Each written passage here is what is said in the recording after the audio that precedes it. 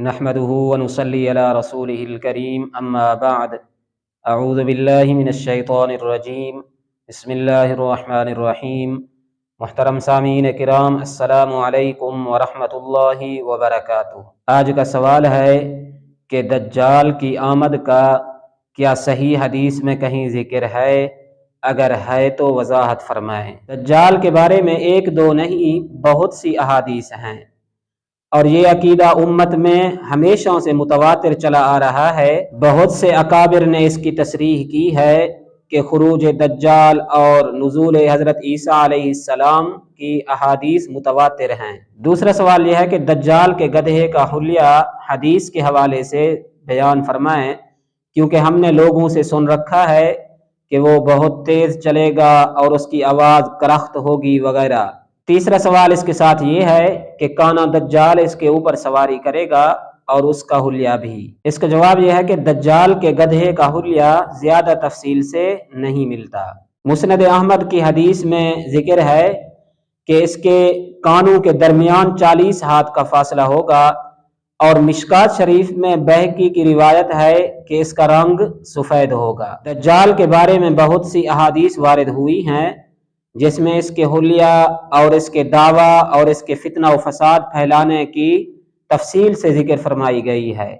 سب سے پہلے نمبر پر ہے کہ رنگ سرخ اور جسم بھاری بھرکم اور قد پستہ ہوگا، اور سر کے بال نہایت ہی خمیدہ الجھے ہوئے ہوں گے، ایک آنکھ بالکل ٹھیک اور دوسرا عیبدار ہوگا، ماتھے پر کاف فا را یعنی کافر لکھا ہوا ہوگا، اور ہر مومن اس کو پڑھ لے گا۔ دوسرے نمبر پر ہے کہ پہلے نبوت کا دعویٰ کرے گا اور پھر ترقی کر کے خدائی دعویٰ کرے گا۔ تیسرے نمبر پر ہے کہ اس کا ابتدائی خروج خراسان سے ہوگا اور عراق و شام کے درمیان راستہ میں اعلانیہ دعوت دے گا۔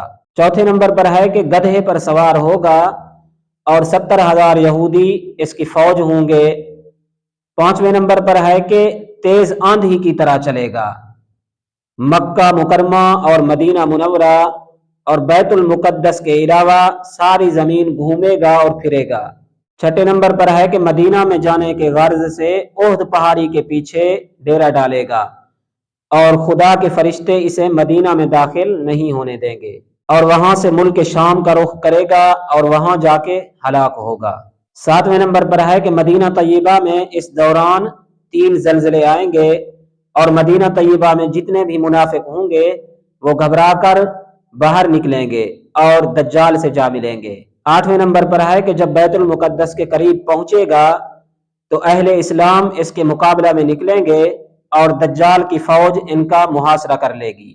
9ویں نمبر پر ہے کہ جب مسلمان بیت المقدس میں محصور ہو جائیں گے اور اس محاصرہ میں مسلمانوں کو سخت ابتلا پیش آئے گا۔ 10ویں نمبر پر ہے کہ ایک دن صبح کو آواز آئے گی کہ مدد آ پہنچی ہے۔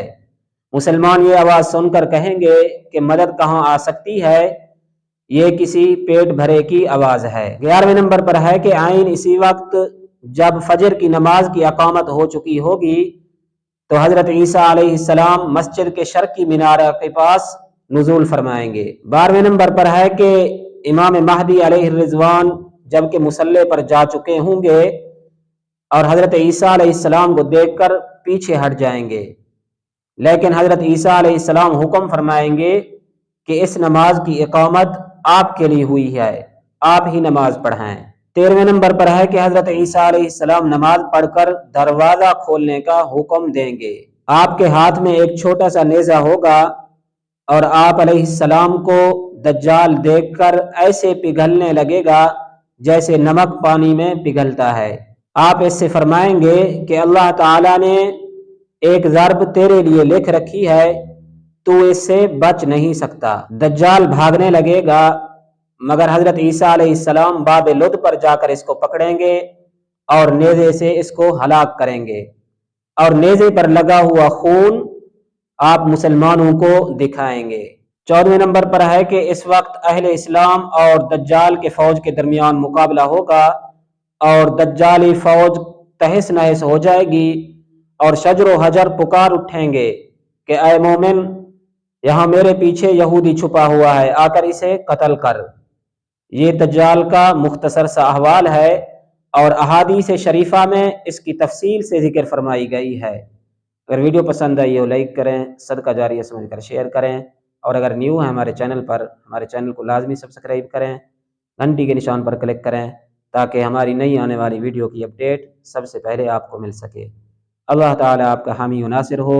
وآخر دعوانا ان الحمد للہ رب العالمین۔